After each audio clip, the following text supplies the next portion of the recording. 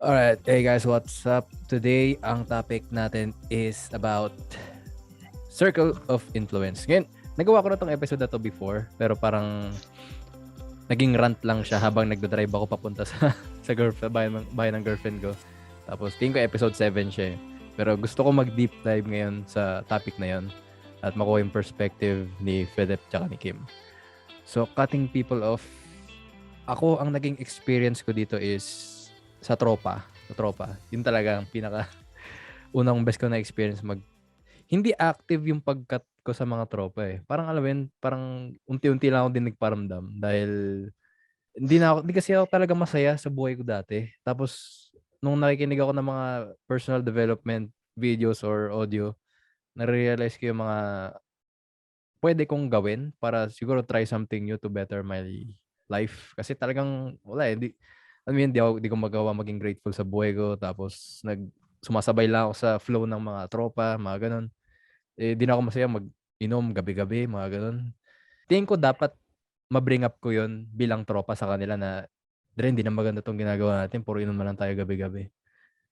Pero di ko kaya gawin yun dati. Di ko magawa yun. Ang ginawa ko na lang, ako na lang yung dumistansya.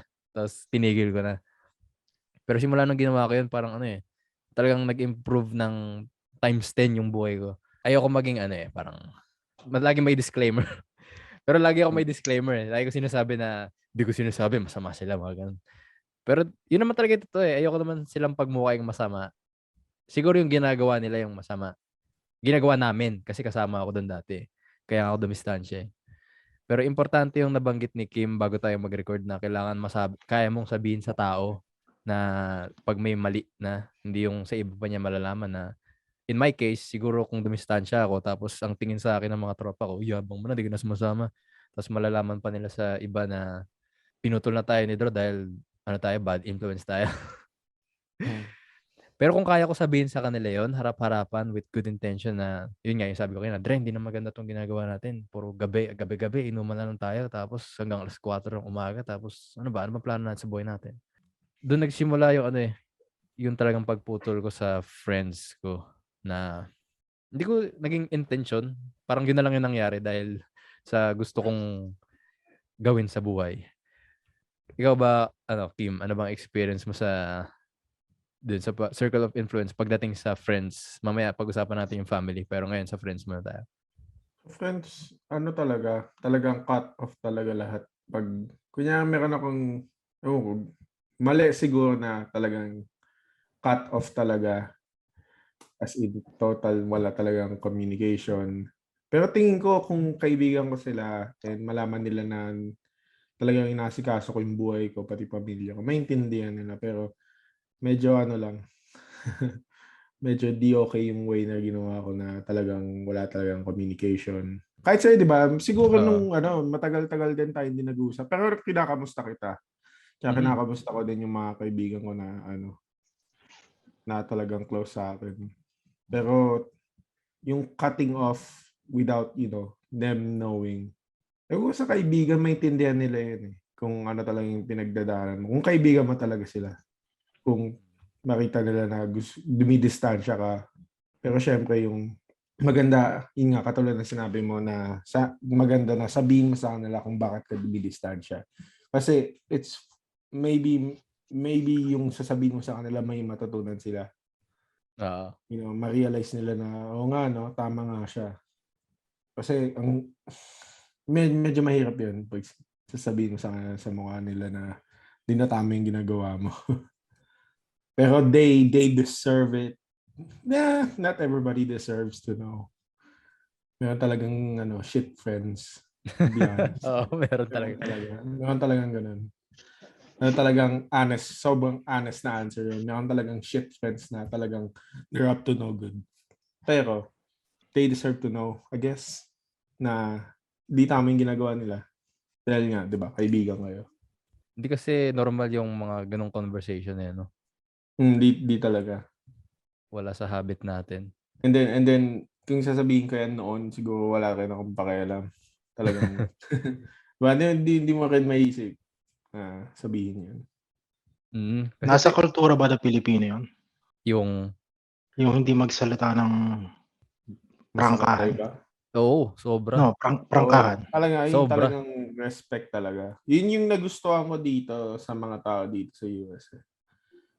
Basta any Western culture, parang ano sila, straightforward sila. Kung it's either yes or no. Hindi yung parang paligoy-ligoy pa.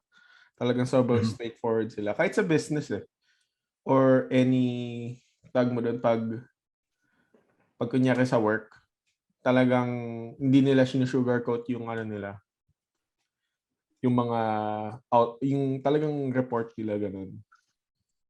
Tingin ko magandang trait yun sa isang tao. Pero depende yun sa kausap mo. Kung yung kausap mo talagang Baka, kailangan baka may kailangan mo emotional trauma. kailangan Diba? mo maging sensitive. Siguro doon pwede mong medyo paligoy-ligoy ka. Pero kung when it comes to like talagang you wanted to give your message to someone, talagang maging straightforward ka. Hirap kasi ang Pinoy, no? Parang i-separate yung ego nila kadalasan or yung pagiging emotional na naalala ko tuloy yung pag daw, when emotions are high, intelligence is low. Parang ganun yung nakikita ko sa kultura ng Pinoy. Lalo na pagdating sa parang family issues, mga ganun. Ang hirap sobrang maging practical para sa mga Pinoy kasi masyadong nadadala ng emosyon, mga ganun. Kaya siguro mahirap Mahilig sa makipagprangkahan. drama. Oo. Nagiging drama kahit hindi naman dapat. Alam mo yun, yung simpleng usapan lang na, ay, oo nga, mali yung ginawa ko. Hindi ganun eh. Dito, pag may pinarangka ka, pe-personalin nila yun. Tapos, magiging malaking issue. Tapos, pag napag-usapan ka nila ng tropa niya or ng kakilala niya, sabihin nila kung gaano ka ka-douchebag. Kasi sinabi mo to sa kanya. Pero ano bang mas pipiliin mo, di ba? Yung tinitira ka pa ng talikuran or yung kaya sabihin sa'yo harap-harapan? Saka mas okay yung gano'n na sabihin na lang sa akin kaysa ano pa ang mangyari.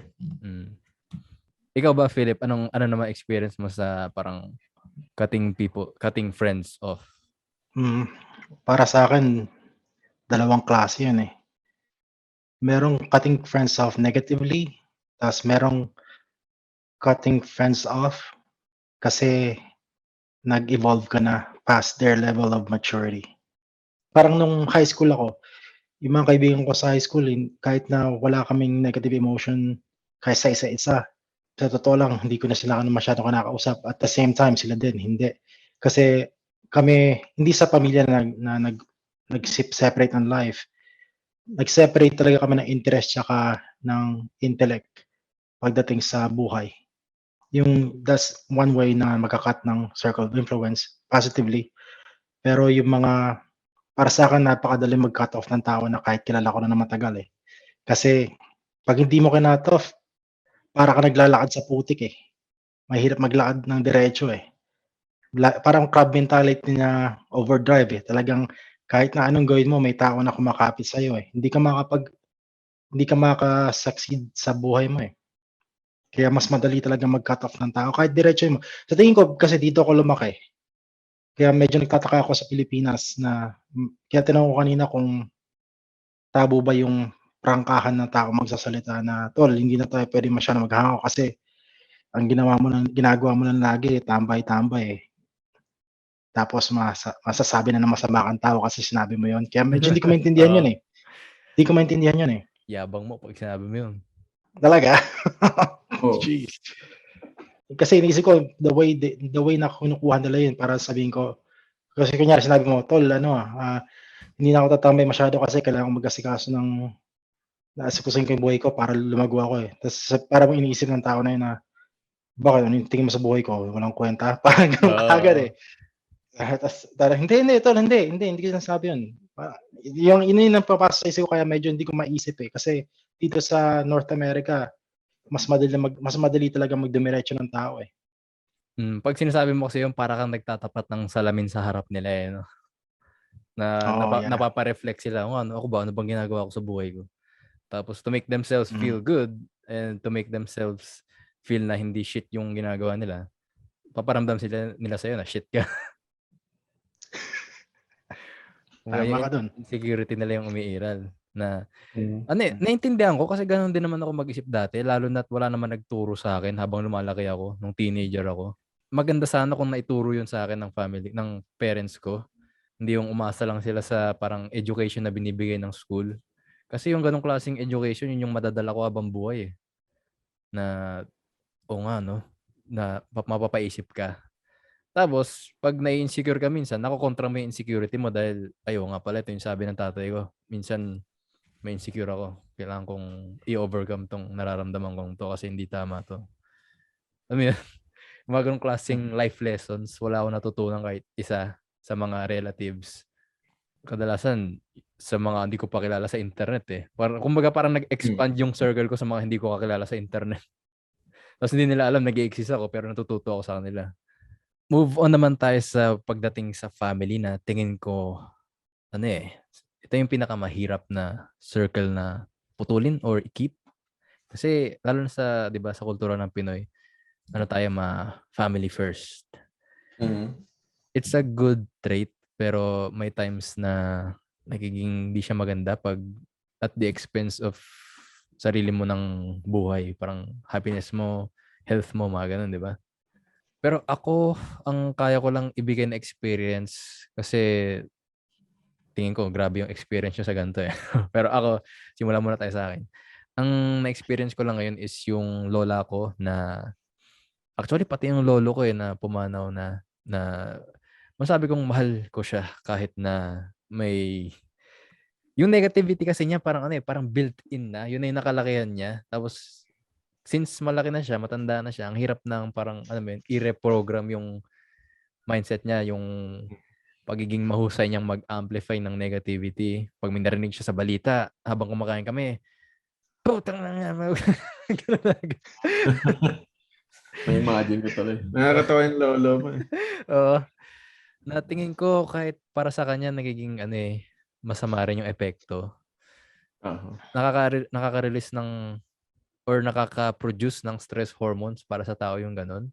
Mhm. Pero ayun nga, since naapektuhan niya rin ako dahil sa ayaw ko sa gusto, ang hirap talagang 'wag maapektuhan ng negativity ng ibang tao, eh. Pero sa na-experience ko ngayon naman sa lola ko, parang nasanay na ako every time na nagre-react siya ng negative tungkol sa balita.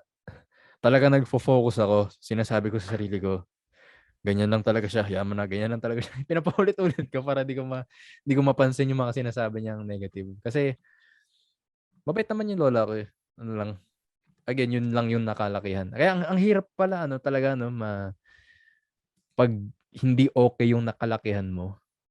Kasi yun na yung tapos tumanda ka ng gano'n, Mhm. tapos sa kultura natin na 'pag matanda ka ikaw yung tama, paano kung malaki yung kinalakihan mo tapos tumanda ka na ng tingin mo ikaw yung tama, eh, di ang laking impact nun sa apo mo, sa anak mo. Natuturuan Mm. mo sila ng yung bad habits and behaviors na na-develop mo habang lumalaki ka, napa-pass on mo sa kanila or much worse, napaparamdam mo sa kanila na shit yung buhay nila. Pero ewan ko na-sidetrack ako konti dun. Pero yun lang yung experience ko. Ngayon hindi ko naman pinuputol yung ugnayan ko sa lola ko, 'di ba? Kasi lola ko 'yan Hmm. tapos di naman siya gano'n kagrabe. Hindi naman ako sobrang apektado. Nahirapan akong i-process yung negativity niya. Sa ngayon na nag-develop na lang ako ng habit na parang in-enhance ko yung ability ko na pasok dito, labas sa kabilang tenga. Iba kasi yung negativity na naranasan niyo sa magulang niyo, eh. Kayo ba? Parang ikaw, Philip, start tayo sa'yo. Kasi sobrang layo ng experience ko sa parang circle of influence pagdating sa family compared sa inyo, eh. Yung sa'kin iba, eh, nung lumalaki ako akala ko normal yung masakit yung salita. So, akala ko sa lahat ng mga Pilipino ang trato nila sa anak nila gano'n. Kasi nakita ko sa lolo, lola ko, eh. Nakita ko na yung lola, lola ko gano'n sila magsalita sa tatay ko, ta's yung tatay ko gano'n magsalita sa'kin. So, Hmm, hindi sa negosyo kasi magaling sa negosyo wala silang problema. Pagka may problema walang awayan, ayusin kaagad yung problema, gano'n magaling sila. Pero pagdating sa isa't isa kung may ginawang isang mali, hindi naman sa negosyo, so kunyari sa school, gano'n. Yung lumalabas sa bunganga ng mga tao, mga yon, masasakit. Imbis na, yung alam mo siya parang ganito, hindi ko naman sila masama kasi naintindihan ko na yung past nila. Pero nung lumalaki ako, common talagang marinig, parang normal na sasabihin na, "Ay, bobo mo naman. Yan lang hindi mo pa alam." Yung parang gano'n. Oo. Tapos siyempre bata ka, hindi mo talaga alam, 'di ba? Hindi mo talaga alam. Ine-expect na nila na alam mo. Kahit na ganito, kahit maghugas ng pinggan o magsaing ng kanin, yung mga gano'n. Kailangan marunong ka, ilang taon ka na, hindi ka pa marunong magsaing ng kanin, gano'n. So akala ko normal 'yun. Nung nandito na ako sa Canada ta's nagsarili na ako nung 18 years old ako, may marami akong nakilala, iba-ibang lahi, iba-ibang Pilipinong pamilya na hindi sila gano'n magsalita. Yung para bang hindi ko alam kung respeto o takot silang magsalita sa anak nila ng gano'ng klase. Alam mo yung sinasabi ko? Yung para bang ganito, yung mag-shota, sabihin natin mag-shota sila, boyfriend, girlfriend.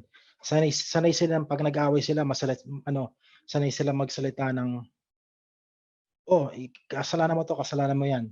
Pero pagdating sa nanay nila hindi nila masabi, either sa takot o sa respeto. Mm. Yun ang na-observe ko talaga, nung lumalaki ako. Tapos ang ginawa ko nung natuto ako, sorry medyo kasi 'pag personal medyo 'di ba mahirap i-explain. Oo. So nung lumaki ako natutunan ko yung mabuti, ang ginawa ko na lang talaga pinag-aralan ko yung past nila sa na-observe ko. Pinag-aralan ko yung behavior nila ta's napansin ko talaga na yun yung normal sa kanila. Nung nalaman ko na yun ang normal sa kanila, nawala talaga yung impact ng sakit sa dibdib sa'kin.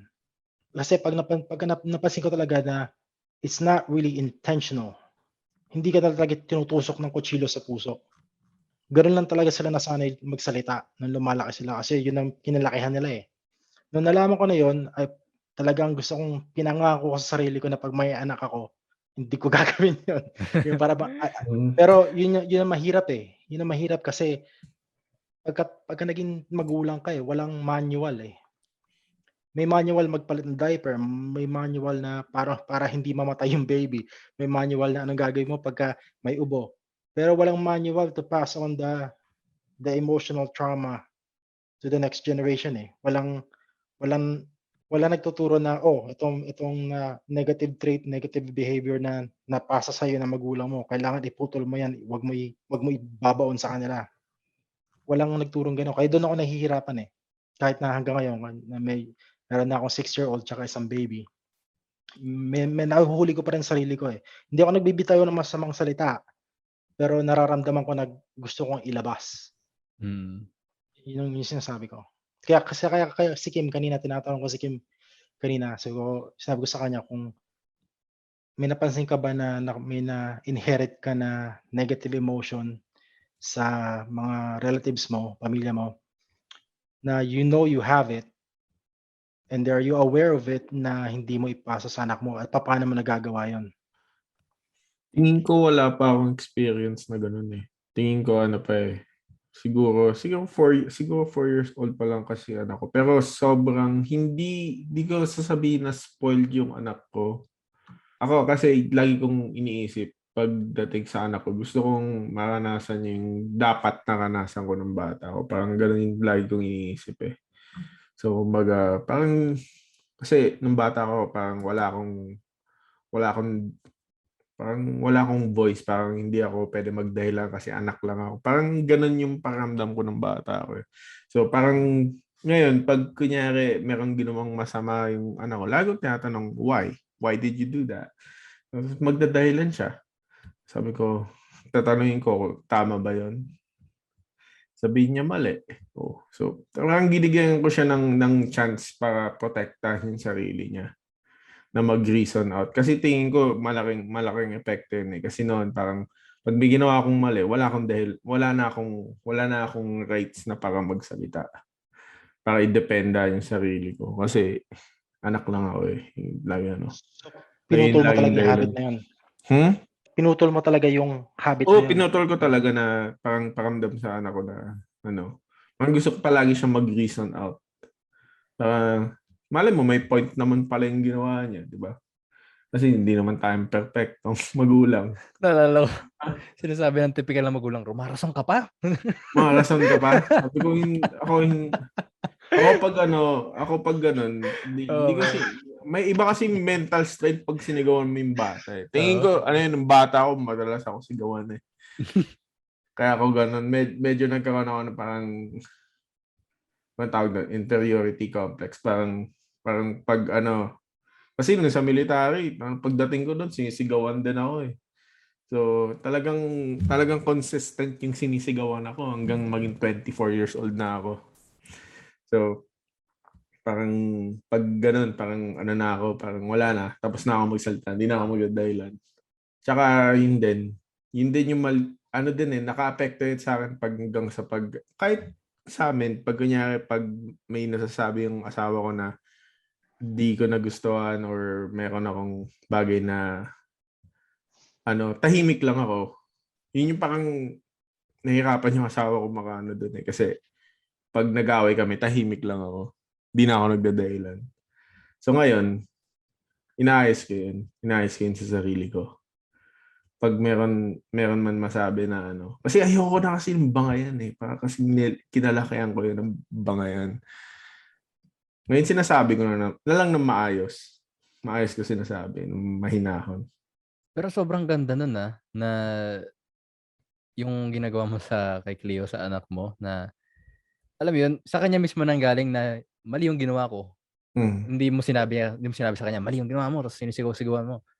Oo. Kumbaga, through that process, parang naparealize mo sa kanya mismo na mali yung ginawa niya. Mm. Tapos sa kanya mismo nanggaling yung sagot, lalong tatatak sa kanya yun.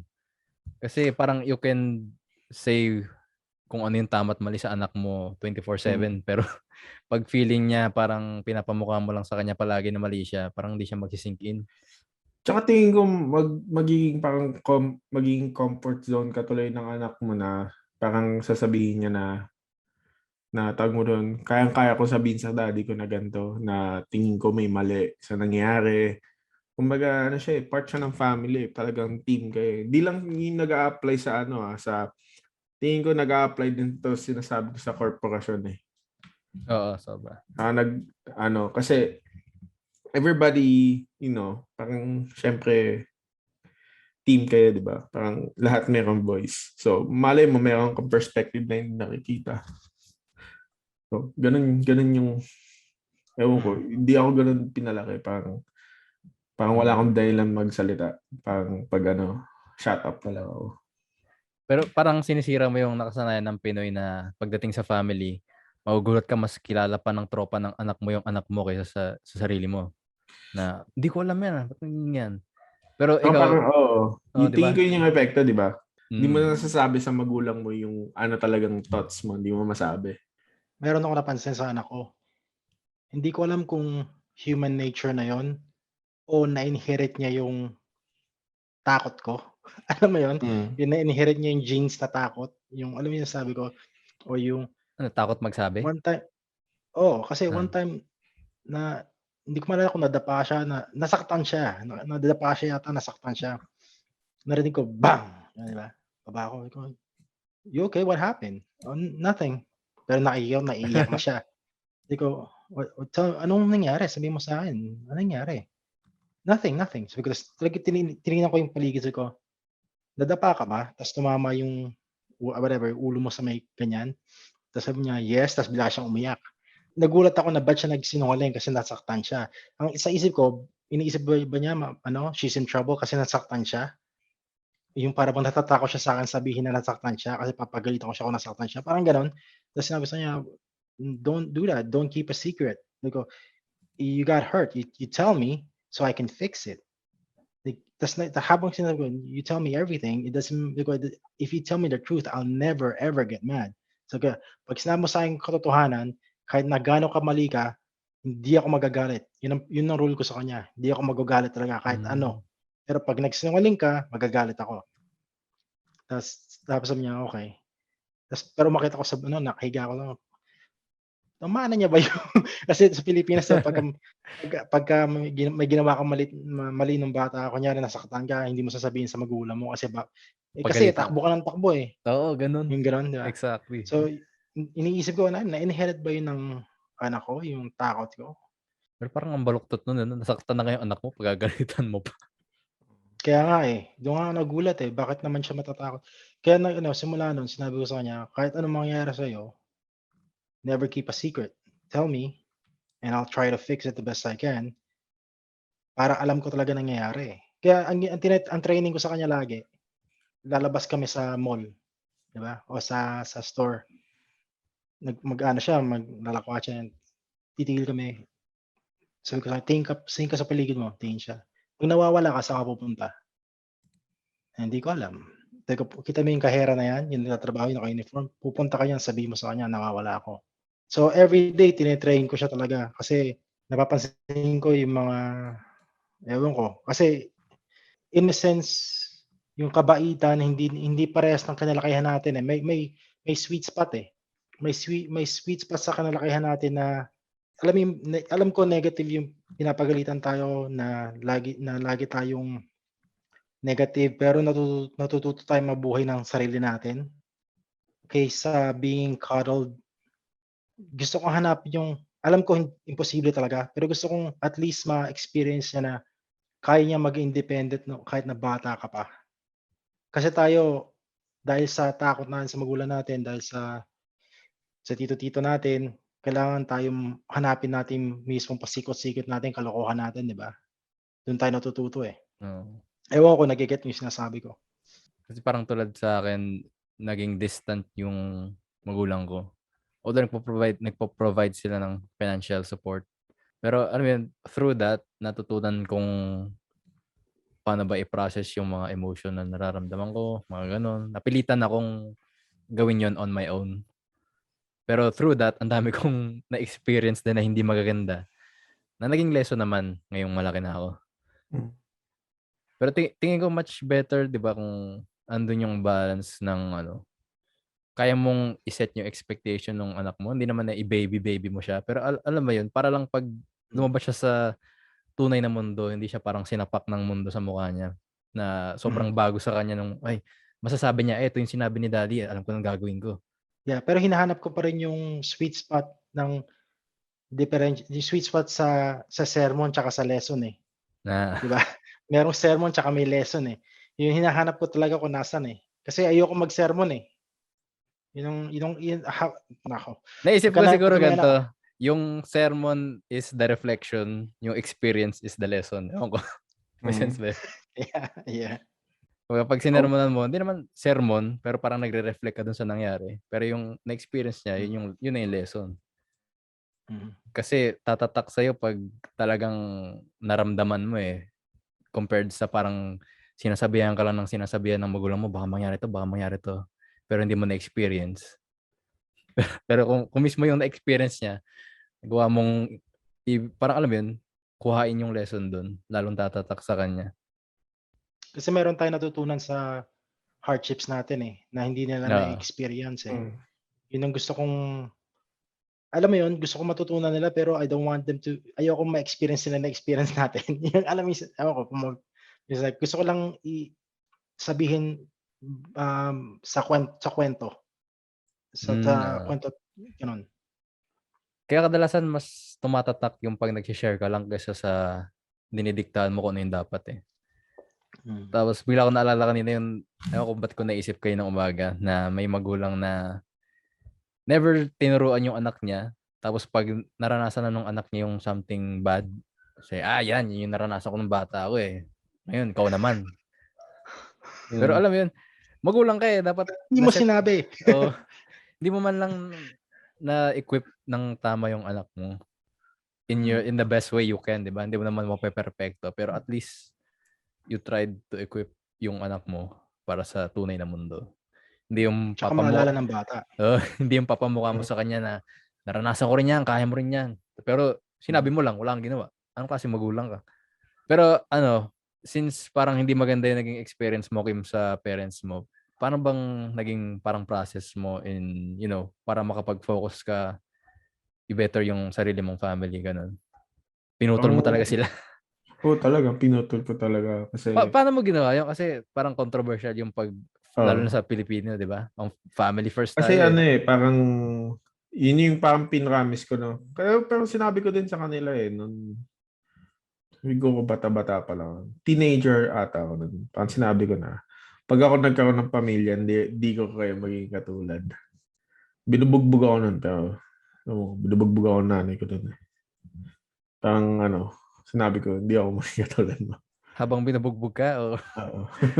Pinapalo ata. Ewan ko ah, nakalimutan ko. Minsan binubugbog ako ng nanay ko sa mga pinsan ko. Hindi ko makakalimutan yun. grabe. Kaya sasabihin ko na lang na ganun. Sabihin ko na lang sinabi ko nga sa kanya na hindi ako may katulad mo. Hanggang ngayon, tumatak sa akin.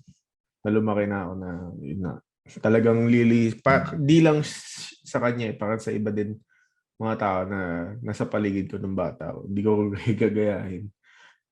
At literal na hindi ko sila gagayahin. So yung ginawa ko, yung mga sinasabi nila sa akin na dapat ito yung gawin mo, hindi ko talaga gagawin.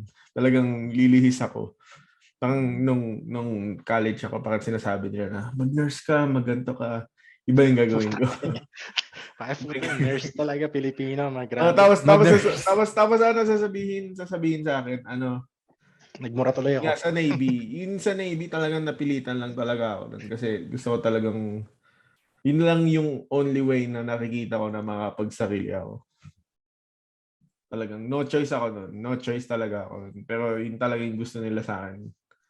Gusto na talaga nila ako mag 20 years sa military. Pero talagang lumihis talaga ako. Talagang umalis ako nun after 4 years. Hindi talaga siya practical eh. Hindi talaga siya tingin mo, ang daming siguro nagalit sa akin, bakit ka pa umalis ng military? Okay na sweldo mo doon. Parang, hindi ko kasi talaga pangarap yun eh. Pangarap ng magulang ko yun eh. Ang pangit pag doon ka lang sa pera nakafocus eh, no? Yun yung Oo, bad parang hindi side. mo na although yung pinanggalingan ko bago ako marating dito, sobrang hirap talaga. Pero sobrang satisfying. Parang sobrang satisfying na makita mo yung sarili mo na yung ito talaga yung gusto mong gawin. Ito talaga yung talagang gusto mong gawin habang buhay. Tapos nagkatotoo, 'di ba? Parang talagang iba yung feeling. Parang pagpapasok ka sa work, parang saya mo. Iba yung feeling na talagang ginagawa mo yung talagang gusto mo. Sobrang ganda niyan, Hindi, man. hindi mo maramdaman yung pagod pa minsan. Saka uwi ka masaya. Gawin natin topic yan, lalo maganda i-share mo yung experience mo dyan. Yung parang finding your passion. Sa ibang episode na yun. Pero Mm. gusto ko kasi ano yung pinagdaanan mo eh. Kasi Mm. hindi naging sobrang madali. Sobrang naging mahirap yung pinagdaanan mo. Pero you were able to find a way to, ano Mm. mo yun, parang reach your passion. Kasi kadalasan yung tao pag hindi sila nasa magandang situation, pera na lang talaga yung nagdidikta ng karir nila, di ba? Sa'yo Mm. iba eh. So pag-usapan natin yun sa next episode. Yun lang yung gagawin ko sana ko na never, chase the money. I think money can come later. Kasi kahit sino naman eh. Basta na-hone nila yung craft nila at, parang na-master nila yung ginagawa nila. Tingin ko mag-ano yun eh. Magbo-bloom yun. Tsaka magiging lucrative. Pero ano ba naging parang status? Well, di ko alam kung nagkaroon ka pa rin ng communication sa parents mo after mo silang putulin. Pero, Sa meron pa rin naman. Pero talagang when it comes to, yun nga, sa pamilya ko, pag, pagtingin ko na apektuhan sila ng katoksigan nila, talagang wala talaga. uh, Talagang cut off talaga. na-bring up ko lang yun kasi, ano eh, talagang gusto ko ma-realize ng Pinoy ito eh. Paano kung ano kaya, parang kung naghirap sila talaga maigi, wala silang makain, tapos, ano ba, kukonsensyahin ka ba ng Filipino culture na pamilya mo yun eh, kailangan mong ano. Hmm. Or hindi naman umabot sa point Di na ko alam parang eh. wala silang Di pa makain. naman, ewan ko. Di ko masabi kasi hindi pa Okay, nangyayari okay. sa akin. Mm. Ang importante sa akin ngayon, pamilya ko. Asawa ko, pati anak ko. Yun lang. Talagang tinaga ako sa bato yun. Parang ayoko talaga sila maapektuhan. Kasi naapektuhan sila eh. Tapos sobrang sakit nun, man. Na makita mo na yung bullshit mo, naranasan nila. Parang nakamdaman nila na yung tawag mo doon, kung paano ka lumaki, parang gano'n. Ayoko talaga. Sobrang ganda ng ng ginawa mo sa experience mo kasi normally, 'di ba, ang trend yung naranasan mo, dadalhin mo lang sa anak mo. Siya, Hindi lang 'yun, ilalabas mo pa continuous sa yung cycle. asawa mo. Oo, yun, isa pa yun.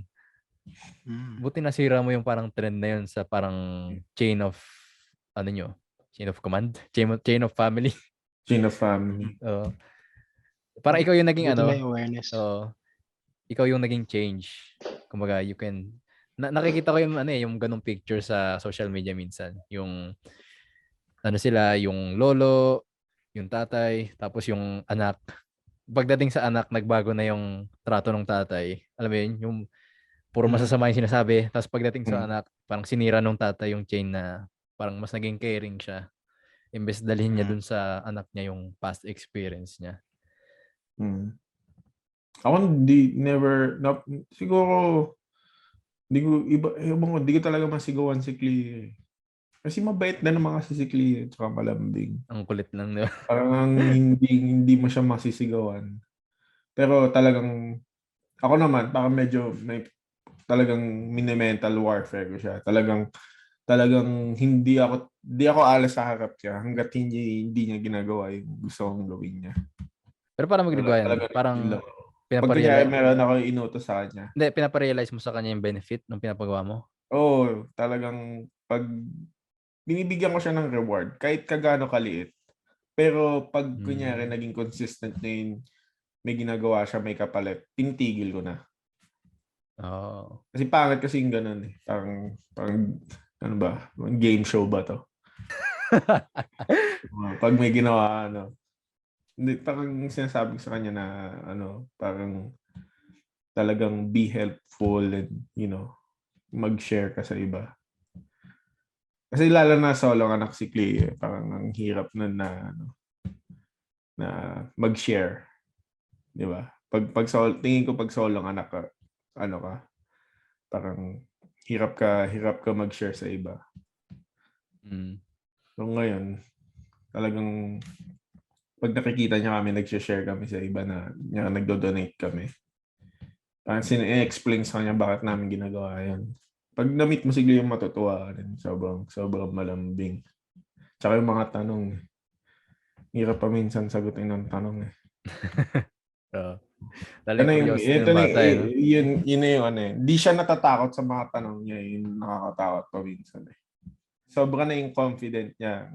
Confident yung si Cleo. Kunyari pag meron sa labas na tao, talagang pag meron siyang tanong, lalapitan niya. Tatanungin niya.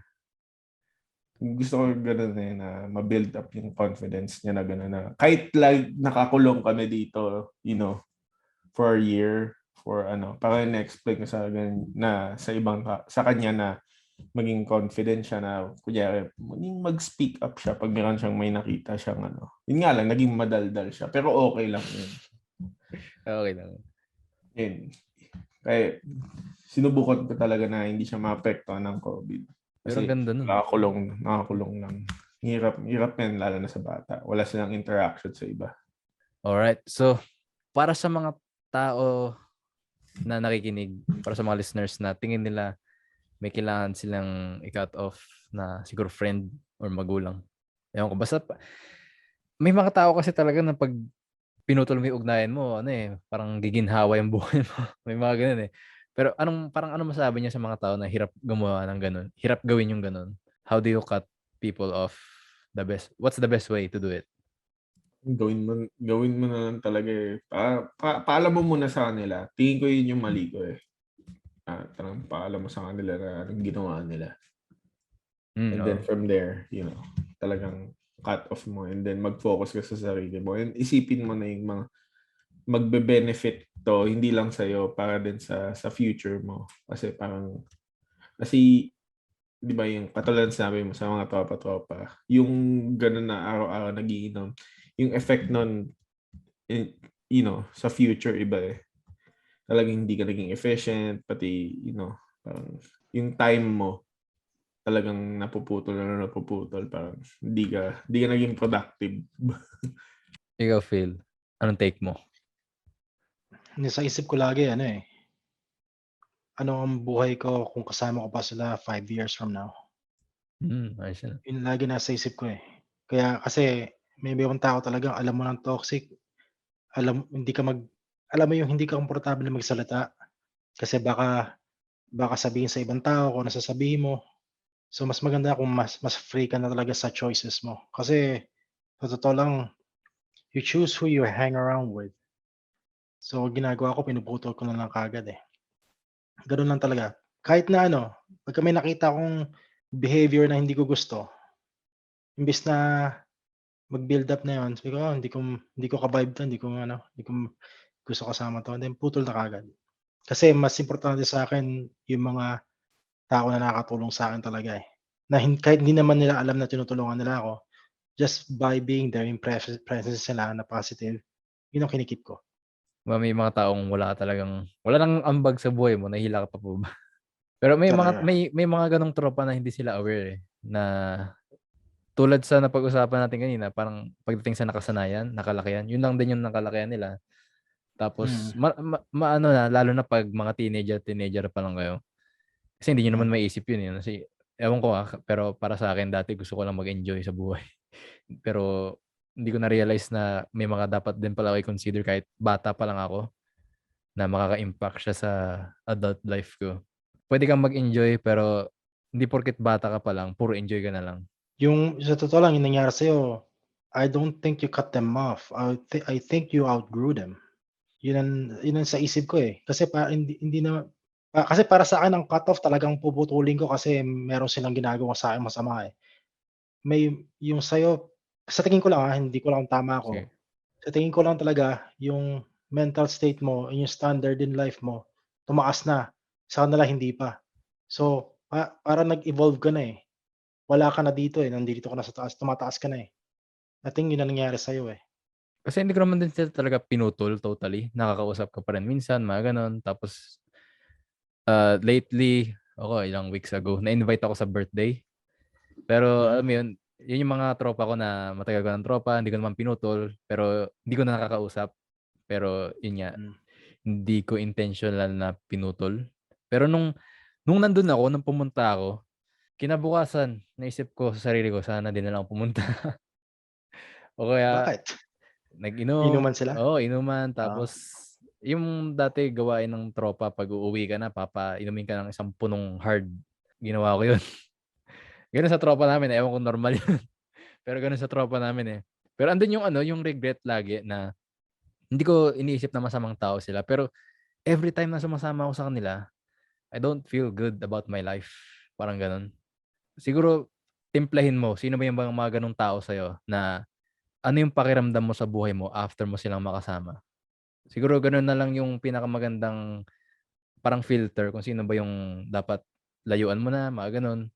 Kasi kung sama ka ng sama sa isang tropa mo na since tropa na kayo 10 years, sama ka pa rin sa kanya, pero every time after niyong mag-hangout, you feel like shit about your life.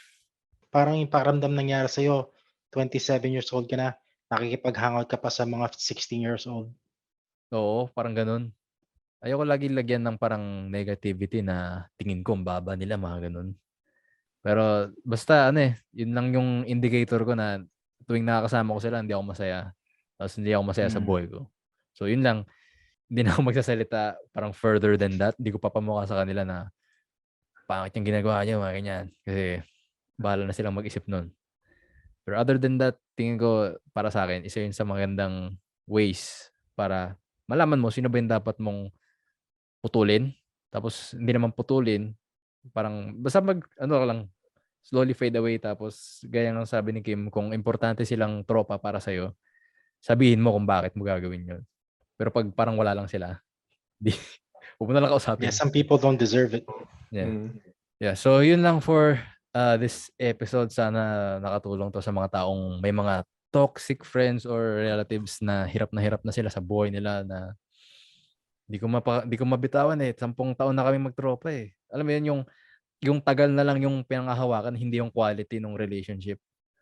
Ang pangit nun. Pangit nun. Ano naman kung 10 taon na kayo, kung 10 taon ka namang miserable, nakasama mo siya. Parang ganun din pagdating sa magshota. So, yun lang. Thank you sa lahat ng nakinig. Tapos gusto ko lang inform lahat ng listeners na nasa 2,000 plays na yung podcast. So, thank you sa lahat ng sumusupport. And kaya ba, gusto nyo mag-thank you sa kanila? Thank you. Thank you. Thank you. Thank you. Keep on listening. Arigato. Thank you. Alright guys, till next episode.